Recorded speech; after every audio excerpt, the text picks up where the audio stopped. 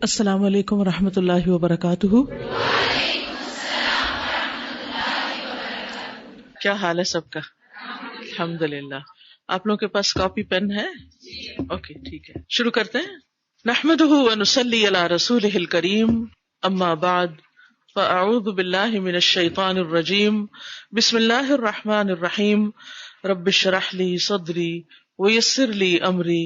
حدثني اسحاق بن نصر حدثنا عبد الرزاق عن معمر عن همام بن منبه انه سمع ابا هريرة رضي الله عنه يقول قال رسول الله صلى الله عليه وسلم قيل لبني اسرائيل ادخلوا الباب سجدا وقولوا حتة فبدلوا فدخلوا يزحفون على استاههم وقالوا حبة في شعرة. امام بخاری اسحاق بن نصر سے روایت کرتے ہیں جو ان کے استاد ہیں، اور حدیث بیان کی ہے ابو ہریرہ رضی اللہ عنہ نے رسول اللہ صلی اللہ علیہ وسلم سے کہ آپ نے فرمایا قیل لبنی اسرائیل، بنی اسرائیل سے کہا گیا ادخلوا الباب سجدا، داخل ہو جاؤ دروازے میں سجدہ کرتے ہوئے، جھکتے ہوئے. وقولوا حتۃ، اور کہتے جاؤ حتۃ. حتۃ کا معنی ہے گرا دے، یعنی استغفر اللہ کے معنوں میں کہ ہماری خطائیں معاف فرما دے. فبدلوا، تو انہوں نے بدل ڈالا، اللہ سبحانہ وتعالیٰ کے فرمان کو بدل ڈالا، اللہ کی بات کو بدل ڈالا. فدخلوا، تو داخل ہوئے کس طرح؟ یزحفون، گھسٹتے ہوئے، علی استاہہم، اپنے باٹم کے بل، اپنے چوتڑوں کے بل، یعنی پیٹھ کے ساتھ ایسے گھسٹ گھسٹ کے، جیسے بچے بعض اوقات کرال کرتے ہیں نا، تو اس طرح داخل ہوئے، بجائے اس کے کہ وہ جھک کر داخل ہوتے، سجدہ کرتے ہوئے، رکوع کرتے ہوئے، عاجزی اور انکساری کا اظہار کرتے ہوئے. اس کے برعکس وہ ایک طرح سے اکڑتے ہوئے اور مذاق اڑاتے ہوئے اندر داخل ہوئے. دوسرے انہیں کہا گیا تھا کہ وقولوا حتۃ، کہ حتۃ کا لفظ کہنا. وقالو، تو انہوں نے اس کو بدل کر کیا کر دیا؟ حبۃ فی شعرۃ. حبۃ کا معنی ہوتا ہے دانہ، فی شعرۃ، بالی میں، یعنی جیسے گندم بوئی جاتی ہے نا تو اس سے ایک دانے سے 7 بالیاں نکلتی، اور ہر بالی میں 100 دانے ہوتے ہیں. تو انہوں نے کہا حبۃ فی شعرۃ، بالی میں دانہ، بالی میں دانہ. یہ تھا بنی اسرائیل کا اخلاق اور کردار جس کی بات یہاں کی جا رہی ہے. کسی قوم کی اخلاقی حالت کا زوال اس وقت ہوتا ہے کہ جب وہ لوگوں کا مذاق اڑاتے ہیں، اور اس سے بھی زیادہ گراوٹ اس وقت ہوتی ہے جب وہ کتاب اللہ کا مذاق اڑانے لگتے ہیں، اللہ سبحانہ وتعالیٰ کے احکامات پر ہنستے ہیں اور ان کے لطیفے بنا لیتے ہیں. بنی اسرائیل میں تو یہ خرابی تھی ہی جس کا ذکر یہاں پر آیا ہے، لیکن افسوس کے ساتھ یہ کہنا پڑتا ہے کہ آج مسلمانوں کے اندر بھی اس قسم کے کردار پائے جاتے ہیں کہ وہ اپنی نجی محفلوں میں، بعض اوقات سوشل میڈیا پر اس قسم کے جوکس شیئر کرتے ہیں جن میں دین کا مذاق اڑایا جاتا ہے، آیات کا مذاق اڑایا جاتا ہے، اور اللہ تعالیٰ کے احکامات کو بدل دیا جاتا ہے، یا اس میں مین میخ نکالی جاتی ہے، یا نعوذ باللہ اس کو حقارت کی نگاہ سے دیکھا جاتا ہے. علامہ اقبال نے بھی کہا تھا کہ خود نہیں بدلتے، قرآن کو بدل دیتے ہیں. یعنی کچھ لوگوں کا حال یہ ہے کہ وہ اپنے آپ کو مسلمان بھی کہتے ہیں لیکن اللہ تعالیٰ کے احکامات کو بھی نہیں مانتے، ان کو اپنی مرضی کے مطابق تبدیل کر لیتے ہیں. تب آپ دیکھیے کہ اگر آپ یہ کہتے ہیں کہ میں مسلمان ہوں تو پھر مسلمان ہونے کا تقاضا کیا ہے؟ آمنا و صدقنا، کہ ہم ایمان لائے اور ہم نے تصدیق کی، ہمیں جو کہا جائے گا ہم اس کو مانیں گے. جیسے صحابہ کرام نے کہا سمعنا و اطعنا، ہم نے سنا اور ہم نے اطاعت کی. تو مومن اطاعت گزار بندہ ہوتا ہے، اس کو جو کہا جاتا ہے وہ ویسا ہی کرتا ہے. اس کے برعکس جب کسی قوم کا ایمان جو ہے وہ کمزور ہو جاتا ہے، یا وہ برائے نام مسلمان رہ جاتے ہیں، یا اسلام صرف فخر کے لیے استعمال ہوتا ہے اور باقی سارے معاملات اپنی خواہشات کے مطابق طے کیے جاتے ہیں، تو ایسی چیز اللہ سبحانہ وتعالیٰ کے نزدیک سخت ناپسندیدہ ہے. یہی وجہ ہے کہ پھر بنی اسرائیل پر طرح طرح کے عذاب بھی آئے. اگلی حدیث ہے حدثني اسحاق بن ابراہیم حدثنا روح بن عبادة حدثنا عوف عن الحسن ومحمد وخلاس عن ابي هريرة رضي الله عنه قال قال رسول الله صلى الله عليه وسلم ان موسى كان رجلا حييا ستيرا لا يرى من جلده شيء استحياء منه۔ امام بخاری نے حدیث بیان کی ہے اسحاق بن ابراہیم سے اپنے استاد سے، اور حدیث کے راوی صحابہ میں سے ابو ہریرہ ہے۔ وہ کہتے ہیں کہ رسول اللہ صلی اللہ علیہ وسلم نے فرمایا ان موسیٰ بے شک موسیٰ علیہ السلام کانا تھے رجلن ایک انسان حیین بہت حیادار حیا والے شرم کرنے والے ستیرن بدن ڈھانکنے والے ستر کرنے والے، یعنی اپنا ستر پورا رکھتے تھے، اس کو ننگا نہیں کرتے تھے۔ ستیر کا لفظ ستر سے ہے۔ لا یرا نہ دکھائی دیتا تھا من جلدہ ہی ان کی کھال میں سے یا ان کے جسم میں سے ان کے بدن میں سے شیئن کچھ بھی، یعنی لباس ایسا پہنتے تھے کہ پورا جسم ڈھکا ہوا ہوتا تھا، استحیاء منہ حیا کی وجہ سے۔ فآذاہ من آذاہ من بنی اسرائیل تو اذیت دی ان کو، تنگ کیا ان کو، من آذاہ جس نے بھی تنگ کیا ان کو، من بنی اسرائیل بنی اسرائیل میں سے۔ تو بنی اسرائیل کے بعض لوگوں نے ان کو بہت تنگ کیا، کس پر؟ باحیا ساتر لباس پہننے پر۔ آج بھی لوگ تنگ کرتے ہیں، اور خصوصاً خواتین کو۔ تو بنی اسرائیل کو حضرت موسیٰ علیہ السلام کا لباس جو تھا وہ بہت کھلتا تھا کہ یہ پورا کیوں اپنے آپ کو ڈھانک کے رکھتے ہیں۔ فقالا تو وہ کہنے لگے ما یستتر ھذا الستر الا من عیب بجلدہ، نہیں چھپاتے اس سطر کے ساتھ اپنے آپ کو الا من عیب مگر کسی عیب کی وجہ سے، بجلدہ اپنے جسم میں، یعنی یہ اپنے آپ کو اتنا زیادہ اس لیے چھپاتے ہیں کہ ان کے جسم میں کوئی عیب ہے، اما برسن یا تو برس یا کوڑ کی بیماری ہے، و اما ادرتن یا انہیں فتق کی بیماری ہے، و اما آفتن یا کوئی اور آفت ہے بیماری ہے، اس وجہ سے یہ اپنے آپ کو ڈھانپتے ہیں، اپنا کوئی عیب چھپانے کے لیے یہ پورا لباس پہنتے ہیں۔ ادرتن جو ہے یہ ایسی بیماری ہے جو مرد کے پرائیویٹ پارٹ کی ہوتی ہے، جس میں جو اس کے خصیہ ہوتے ہیں وہ پھول جاتے ہیں، متورم ہو جاتے ہیں، سوج جاتے ہیں، تو اردو میں اس کو فتق کہتے ہیں، فیت قاف۔ تو کہتے ہیں کہ یہ اس لیے اپنا سطر ڈھانپتے ہیں کیونکہ ان کو یا تو کوئی پرائیویٹ پارٹ کی بیماری ہے یا ویسے ان کو سکن کی کوئی ڈیزیز ہے، تو اس کو چھپائے ہوئے ہیں۔ اب آپ دیکھیں کہ خود بخود کچھ گمان کر لینا اور اپنے پاس سے باتیں بنا لینا، اور پھر پیغمبر کو بھی نہ چھوڑنا۔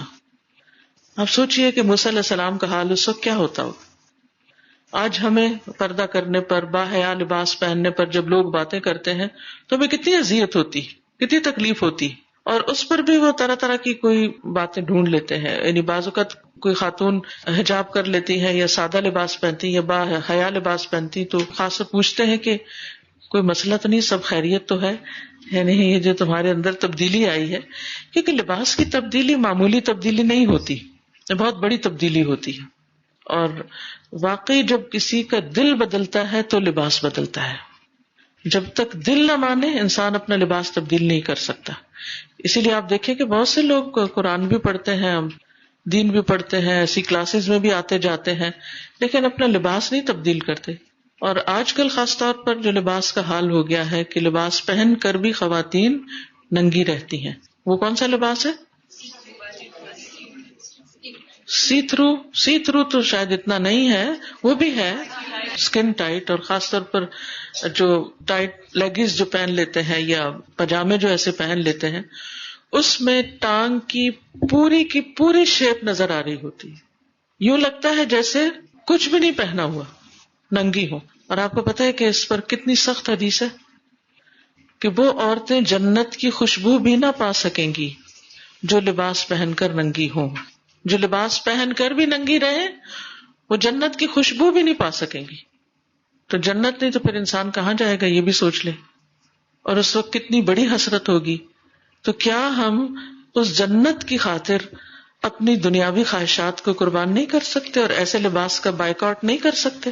ہم بعض اوقات کپڑا بنانے والوں کو بلیم کرتے ہیں کہ آج کل کپڑے ہی ایسے آ رہے ہیں، بعض اوقات درزی کو بلیم کرتے ہیں میں نے تو درزی کو کہا تھا لیکن اس نے ایسا سی دیا. یہ جملہ میرے کانوں نے ایک سے زائد بار سنا ہے کہ درزی نے ایسا کر دیا. تو درزی کو پیسے کس نے دیے پھر سلائی کے؟ آپ ہی نے دیے نا, کیونکہ جب ہمیں پسند نہیں ہوتا کپڑا تو ہم نہیں اٹھاتے, ہم کوئی بھی پینلٹی ڈال سکتے ہیں اس پر. لیکن درزی کو پتا ہے کہ خواتین کے دل کے اندر کیا خواہش چھپی ہوئی ہے. یعنی یہ ایک عورت کا بہت بڑا ٹیسٹ اور بہت بڑا امتحان ہوتا ہے. اور شیطان نے جو انسان پر سب سے پہلا وار کیا تھا اور اسے اپنے کنٹرول میں کیا تھا, اس کے بعد جو اس سے کروایا تو وہ کیا تھا؟ ينزع عنہما لباسہما, ان کا لباس اتروایا تھا, ان کے ستر کھلوا دیے تھے, انہیں ایک دوسرے کے سامنے بے حیا کر دیا تھا, بے حجاب کر دیا تھا. تو اس لیے اگر کوئی ایسا لباس سل بھی چکا تو اسے ڈسکارڈ کر دیجیے, اس کو نہ پہنی, کیونکہ اب ہو کیا رہا ہے, قمیصیں بھی اوپر ہوتی چلی جا رہی, گھٹنوں سے بھی اوپر ہوتی چلی جا رہی, پوری تھائز, ہپس, ہر چیز ننگی ہو رہی. اور پھر بعض اوقات بعض خواتین تو ان کپڑوں سے نماز بھی پڑھنا شروع کر دیتی ہیں. نماز تو خیر سرے سے ہوتی ہی نہیں, یہ تو اچھی طرح جان لیجیے نماز نہیں ہوتی. تو پھر ہم نے کیا کمایا, کیا پایا؟ ہم بنی اسرائیل سے کہیں کم ہیں. اور اگر ینگ بچیوں سے بات کیجیے تو وہ کہتے ہیں کہ ہم کیا کریں. پھر دوسری ہماری جو کلاس فیلوز ہیں, ہماری دوستیں جو ہیں, وہ ہم کو پینڈو سمجھتی ہیں کہ یہ ابھی تک شلواریں پہن رہی, ابھی تک کھلے کپڑے پہن رہے.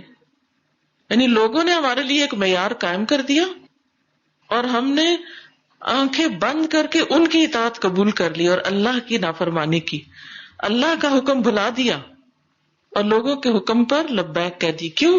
اس لیے کہ اپنے دل میں بیماری تھی, اپنے دل میں خرابی تھی, کیونکہ حیا اور ایمان ساتھ ساتھ ہوتے ہیں. اپنے دل میں اگر حیا ہو تو ہو ہی نہیں سکتا کہ انسان ایسے لباس کے قریب بھی جائے یا وہ اس کو تھوڑی دیر کے لیے بھی برداشت کرے. اسے کسی کو دیکھ کے بھی حیا آتی, کہاں یہ کہ وہ خود اس طرح کا پہننا شروع کر دے, امپاسبل. تو ہم سب کو فکر کرنی چاہیے. ایسی چیزیں جو ہے نا ہمارے ایمان کا امتحان لینے کے لیے آتی ہیں. اس قسم کے جو فیشن ہوتے ہیں نا, اس سے دراصل ہمارا ٹیسٹ ہوتا ہے کہ ہم نے دین کو کتنا سمجھا, ایمان ہمارے حلق سے نیچے اترا یا نہیں, دل میں قرار پکڑا یا نہیں, ہم کہاں کھڑے ہیں, ہم لوگوں کے لیے جی رہے ہیں یا اللہ کے لیے جی رہے ہیں. ہم سب کو اپنے اپنے آپ پر غور کرنے کی ضرورت ہے. ہم کیا پہن رہے ہیں اور پھر کیوں پہن رہے ہیں, کس کے لیے پہن رہے ہیں, کس کو دکھانے کے لیے, کس کو خوش کرنے کے لیے. یہ جو اسکن ٹائٹ لباس ہے یہ محرم مردوں اور خواتین کے سامنے پہنا جا سکتا ہے؟ نہیں, ان کا سوال یہ کہ کیا اسکن ٹائٹ ڈریس محرم مردوں اور خواتین کے سامنے پہن سکتے ہیں؟ گھٹنوں سے اوپر جتنا بھی حصہ ہے یہ عورت کا عورت کو دیکھنا بھی حرام ہے, الا یہ کہ کوئی بیماری ہو, عذر ہو, مجبوری ہو. تو محرم بیٹوں کے سامنے اور بھائیوں کے سامنے اور پھر ان کے ساتھ کوئی اور بھی چلے آتے ہیں گھر میں بعض اوقات, پھر ہم شرم کے مارے کہتے ہیں اچھا کیا آپ ان سے, یہ بھی بھائی ہیں, ان کو بھی بھائی کہہ کے ان کے سامنے بھی اپنا سب کچھ کھول دیتے ہیں. اور آپ دیکھیے کہ عورتوں کے اس طرز عمل کی وجہ سے گھروں کے اندر کیسے کیسے فساد ہو رہے ہیں. بعض خواتین روتی ہیں اور آ کے بتاتی ہیں کہ میری دیورانی ایسا کپڑا پہنتی ہے جس کی وجہ سے میرے میاں مجھے تنگ کرتے ہیں کہ وہ ایسا پہنتی تو تم کیوں نہیں پہنتی. کیونکہ جب حیا اٹھی تو سب کے اندر سے ہی اٹھ گئی.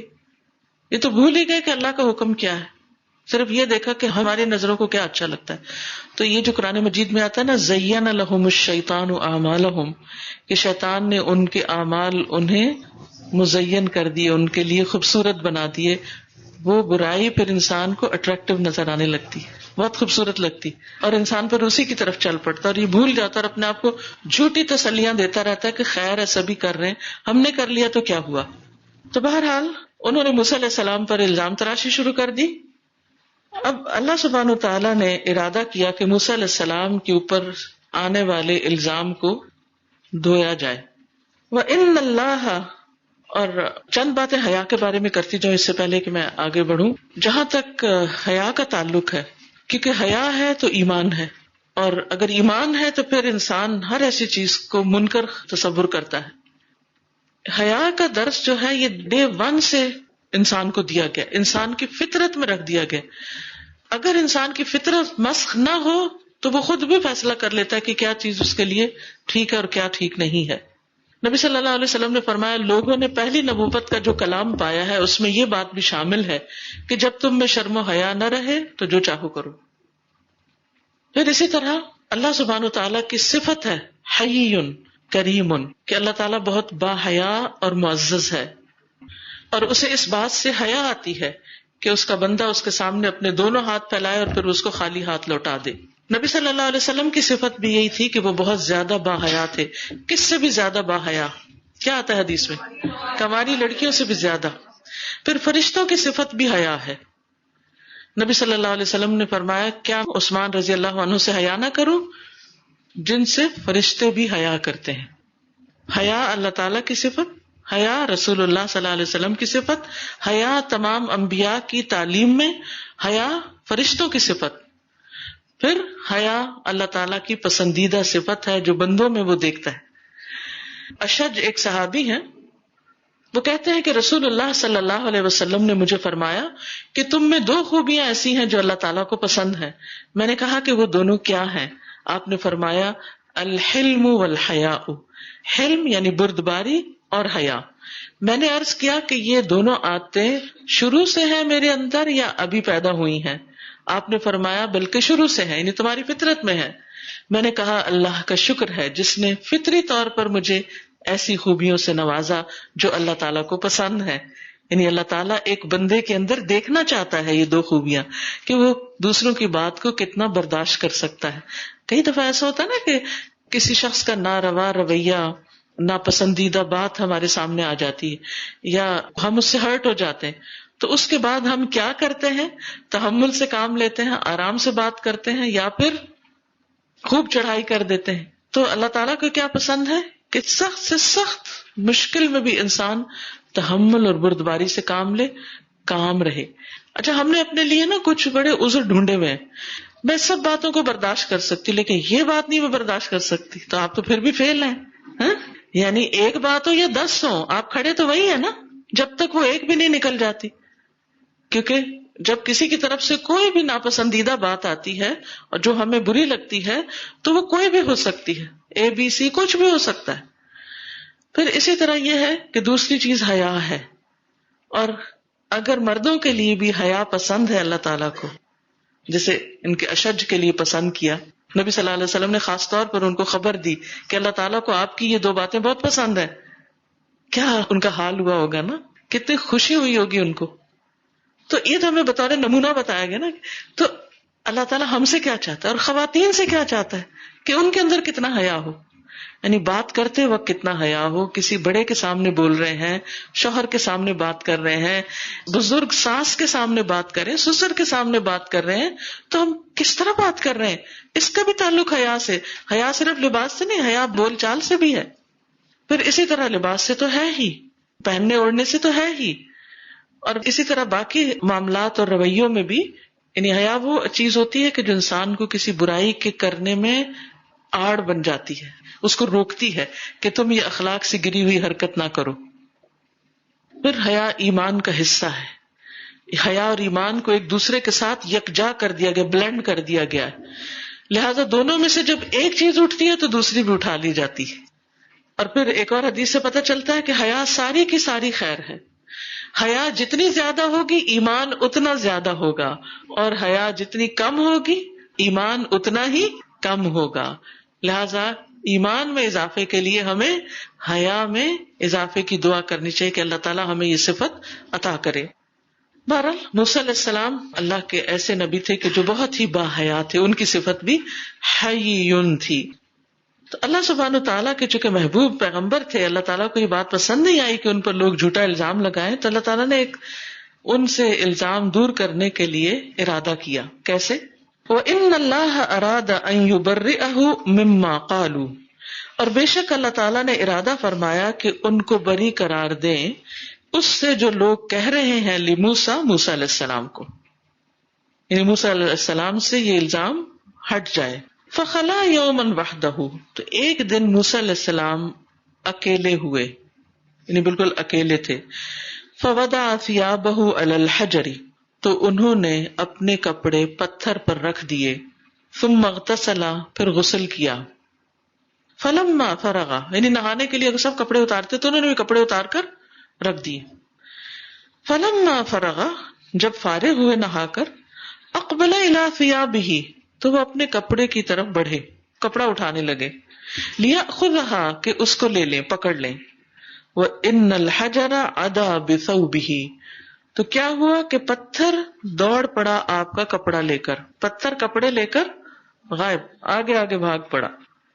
فَأَخَذَ مُوسَىٰ عَصَاهُ تو موسیٰ علیہ السلام نے اپنا عصا پکڑا.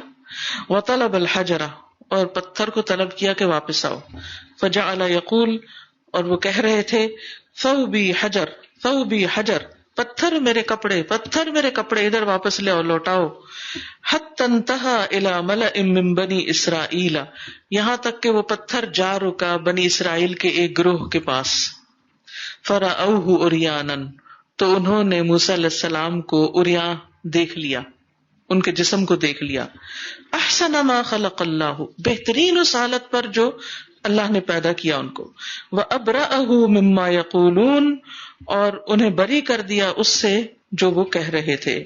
وَقَامَ حَجَرٌ اور پتھر کھڑا ہو گیا. فَأَخَذَ بِثَوْبِهِ تو آپ نے اپنا لباس یا کپڑا اٹھا لیا. فَلَبِسَهُ پھر اس کو پہن لیا. وَطَفِقَ بِالْحَجَرِ ضَرْبًا اور موسیٰ علیہ السلام پتھر کو ضرب لگانے لگے، مارنے لگے. بِعَصَاهُ اپنے عصا کے ساتھ. فَوَاللَّهِ إِنَّ بِالْحَجَرِ لَنَدَبًا پس اللہ کی قسم بے شک پتھر میں البتہ نشان پڑ گئے. من اثر ضربه آپ کی مار کی وجہ سے. ثلاثاً تین، او اربعاً یا چار، او خمساً یا پانچ، تین، چار یا پانچ نشان پتھر پر پڑ گئے. اتنے زور کا عصا انہوں نے 3-4 بار مارا، اس کو پیٹا کہ تم نے مجھے ننگا کیوں کیا ہے. فذلک قولہ تعالی تو یہ اللہ سبحانہ وتعالی کے فرمان کی وضاحت ہے.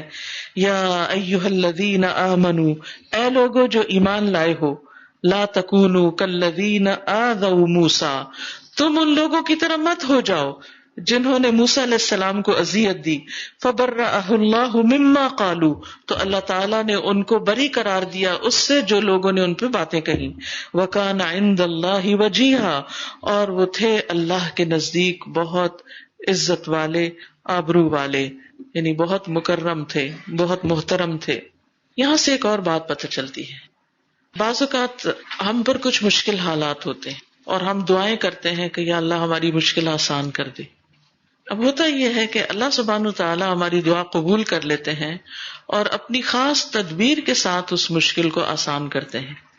یعنی ہمیں کسی ایک اور مشکل میں ڈال دیتے ہیں اور اس وقت ہم پریشان ہو جاتے ہیں کہ یہ کیا ہو رہا ہے، اور وہ پریشانی ہمارے لیے بڑی ہی تکلیف دہ ہو جاتی ہے. لیکن ان مع العسر یسرا بے شک تنگی کے ساتھ آسانی بھی ہے. لیکن وہ جو تنگی کا وقت ہوتا ہے، تکلیف کا وقت ہوتا ہے، اس کی حکمت ہمیں سمجھ میں نہیں آتی.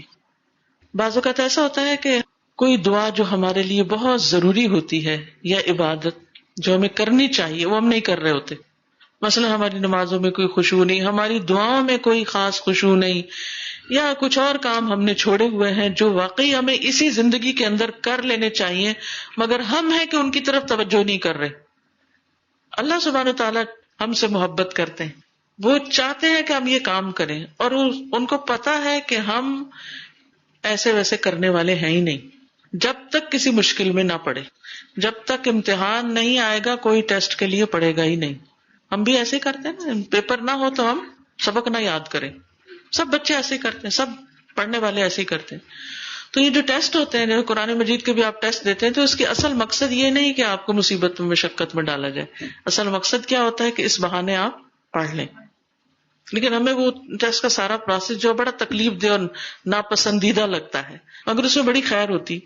تو اسی طرح انسان پر زندگی میں بعض اوقات بڑے سخت ناپسندیدہ حالات آ جاتے ہیں جن کو ہم بالکل نہیں چاہتے کہ وہ ہماری زندگی میں ہو، مگر اللہ چاہتا ہے کہ ہم اس مشکل سے گزریں، کیونکہ اس مشکل سے گزر کر ہی ہم وہ کریں گے جو ہمیں کرنا چاہیے تھا.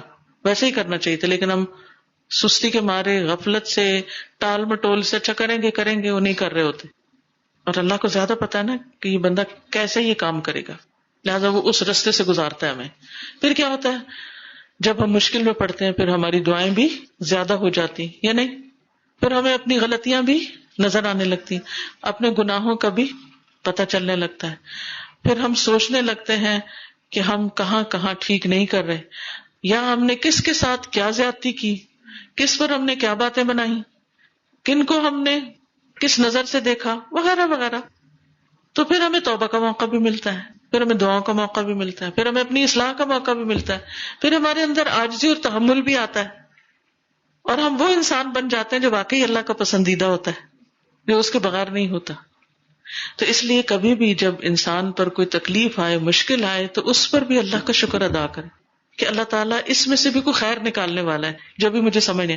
اب دیکھیں کہ موسیٰ علیہ السلام اتنے زیادہ پرٹیکولر تھے اس بارے میں کہ وہ اپنا لباس مکمل رکھے اور کبھی کسی کو ننگے نظر ہی نہ آئے، چاہے لوگوں نے کتنی بھی باتیں بنائی، کیسی کیسی بھی بنائی، انہوں نے بادر ہی نہیں کیا، انہوں نے یہ کوشش ہی نہیں کی کہ لوگوں کو اپنی ایک بازو ہی نکال کے دکھائیں، دیکھو میری اسکن کتنی اچھی ہے، تم کیا باتیں کر رہے ہو، میں تو بالکل ٹھیک ہوں. یا ان کے پرائیویٹ پارٹ کے بارے میں جو باتیں وہ بنا رہے تھے تو سوال ہی پیدا نہیں ہوتا کہ وہ خود سے کسی کو دکھاتے کہ مجھے کوئی ایسی تکلیف نہیں. زبانی صفائی کا تو کوئی ذکر ہی نہیں ملتا، اور اگر وہ کرتے بھی تو لوگ کہاں ماننے والے. تو بعض اوقات آپ کہتے بھی کہ ہم ایسے نہیں ہیں، لیکن لوگ نہیں سنتے. تو اللہ سبحانہ وتعالیٰ نے ان کی مرضی کے، ان کی خواہش کے برعکس ان کو ایسے سخت امتحان میں ڈالا. یہ موسیٰ علیہ السلام کے لیے بہت سخت امتحان تھا، لیکن اس کے ذریعے اللہ نے ان کو بری کر دیا. عسیٰ ان تکرہوا شیئا ویجعل اللہ فیہ خیرا کثیرا. بس اللہ سے اچھی امیدیں رکھیں، ہو سکتا ہے کہ ایک چیز تمہیں بڑی ناپسند ہو اور اللہ اسی میں خیر کثیر رکھتے. ہمیں نہیں پتا، اللہ کو زیادہ پتا ہے. بس اللہ سے شکوہ نہیں کرنا، اللہ سے ناراض نہیں ہونا. شدید سے شدید دکھ بھی ہو تو کہتے رہے رضیت باللہ ربا وبالاسلام دینا وبمحمد نبیا. اللہ میں راضی ہوں، میں ہر حال میں راضی. اللہ تعالیٰ ہم سب کو عافیت میں رکھے اور ہر مشکل سے بچائے. لیکن یاد رکھیے کہ مشکلات انسان کو اچھا انسان بنانے کے لیے آتی ہے، امتحان انسان کے درجات بلند کرنے کے لیے آتے ہیں. اور بہت دفعہ ایسا ہوتا ہے کہ اس سے گزر جاتا ہے انسان تو بہت سے الزام جو اس پر ہوتے ہیں وہ بھی دھلنے لگتے ہیں. کیونکہ عام طور پہ لوگ چپ بیٹھے ہوتے ہیں، لیکن جو ہی آپ پر کوئی الزام لگتا ہے تو کئی لوگ آپ کے دفاع میں بولنے لگتے ہیں، اور ایسی ایسی چیزیں سامنے آ جاتی ہیں کہ جو اس سے پہلے کبھی کسی نے سنی نہ ہو. تو ایسی بہت سی چیزیں ہوتی ہیں. اس لیے انسان کو اللہ تعالیٰ کے ہر فیصلے پر راضی رہنا چاہیے. حضرت موسیٰ نے اپنی صفائیاں نہیں دی Yes. اور اللہ تعالیٰ کس مخلوق کے ذریعے، پتھر کے ذریعے اللہ تعالیٰ نے، بالکل اللہ تعالیٰ نے ایسا سبب پیدا کر دیا. تو یہ جو ہوتا ہے نا کہ جب آپ کے اوپر کوئی الزام لگتا ہے، آپ پہ لوگ بہت کچھ کہہ رہے ہوتے ہیں، تو اس وقت آپ کو اپنے آپ کو درست کرنے کی کوشش میں اور لگ جانا چاہیے، بجائے اپنی انرجی کو لوگوں کی باتوں کے جواب دینے میں لگائیں. وہ ایک کہانی ہے کہ ایک شخص کا گدھا تھا جس سے بہت کام لیتا تھا. تو وہ ایک دن کنویں میں گر گیا، وہ تو بڑا پریشان ہوا، لیکن کوئی طریقہ نہیں تھا کہ گدھے کو کنویں کے اندر سے باہر نکالا جائے. تو گدھے کا مالک بڑا پریشان ہوا، مایوس ہو گیا. اس نے کہا کہ کوئی بات نہیں، گدھا بوڑھا ہی ہو گیا تھا، اگر نہیں بھی نکلتا تو خیر ہے. تو اس نے گاؤں کے لوگوں کو لگا کے تو بیچ میں مٹی اور پتھر اور ایسی چیزیں ڈالنی شروع کر دی کہ اس کو وہیں پر دفن کر دیا جائے. اب ہوتا یہ ہے کہ جب بھی اوپر سے مٹی ڈالی جاتی تو وہ گدھے پہ پڑتی، گدھا اس کو اپنے اوپر سے ہل جل کے جھاڑ دیتا. اب وہ نیچے گر جاتی، پھر اور مٹی آتی، پھر اسی طرح کرتے کرتے وہ مٹی بھرتی گئی اور گدھا اوپر چڑھتا گیا، چڑھتے چڑھتے چڑھتے باہر نکل آیا.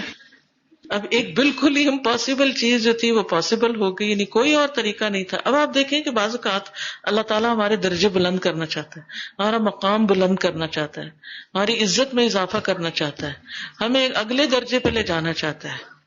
اب کیا ہوتا ہے کہ جو ہی ہم ذرا کامیاب ہونے لگتے ہیں تو ہمارے حاسد پیدا ہو جاتے ہیں، لوگ بڑے کانشیس ہو جاتے ہیں، وہ الزاموں کی بچھاڑ کر دیتے ہیں، آپ پر ایسے ایسے جھوٹے الزام لگانے لگتے ہیں کہ آپ کی روح کانپ جاتی ہے کہ یہ بات تو کبھی ہمارے خیال سے بھی نہیں گزری، کہاں یہ کہ ہم اس کو کریں. بالکل جھوٹی باتیں. ایسے میں آپ کا طرز عمل کیا ہونا چاہیے؟ وہ گدھے کی طرح مٹی جھاڑتے جائیں اپنے اوپر سے، یعنی بس اپنا اسٹرگل کرتے جائیں، اوپر چڑھتے جائیں چڑھتے جائیں چڑھتے جائیں، اور ایک دن آپ اس میں سے نکل آئیں گے انشاءاللہ. یوسف علیہ السلام کو کنویں میں نہیں پھینکا گیا تھا، وہ نہیں نکل آئے تھے، اللہ نے نکالنے کا بھی بندوبست کر دیا نا. تو بعض مشکلات ایسی ہی ہوتی ہیں جیسے کسی نے کنویں میں پھینک دیا اور نکلنے کا کوئی راستہ نظر نہیں آتا، کوئی تدبیر. لیکن اللہ کی رحمت سے مایوس نہ ہو، اللہ ضرور نکالے گا اس سے. یونس علیہ السلام کو مچھلی کے پیٹ سے کس نے نکالا تھا؟ اللہ نے نکالا تھا، بس تسبیح کرتے رہیں، لا الہ الا انت سبحانک انی کنت من الظالمین، اور اللہ اس مشکل سے نجات دے گا، اور ضرور دے گا، ہوپ فل رہیے، ٹھیک ہے.